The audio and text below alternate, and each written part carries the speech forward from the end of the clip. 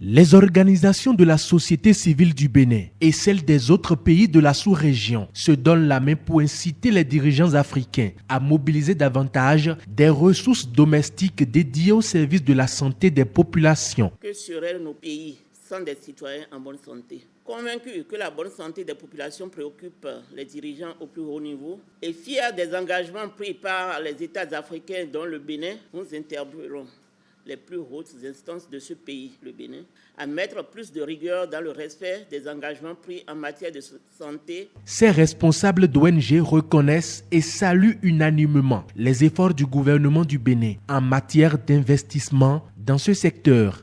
Nous notons avec gratitude que lors de la 5e reconstitution des ressources du Fonds mondial en 2016, le Bénin a contribué à hauteur de 2 millions de dollars à l'objectif mondial visant à mettre fin aux épidémies de VIH, de tuberculose et de paludisme. Cependant, elle souhaite la participation et la contribution du Bénin à toutes les réunions de prise de décision et de mobilisation de fonds. Nous sollicitons en cette année où la communauté internationale se réunit en France en octobre pour la reconstitution des ressources du Fonds mondial que 1.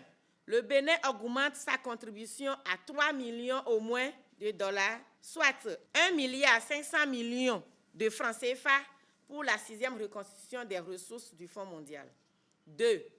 Le président Patrice Athanase Guillaume Talon assiste à la conférence de reconstitution des ressources du Fonds mondial à Lyon, en France, du 9 au 10 octobre et parle de l'engagement du Bénin, de même que ses perspectives relatives à l'augmentation des ressources nationales pour la santé. Un effort supplémentaire est donc demandé aux décideurs afin que le Bénin connaisse une lutte accélérée contre le paludisme, la tuberculose et le VIH-Sida.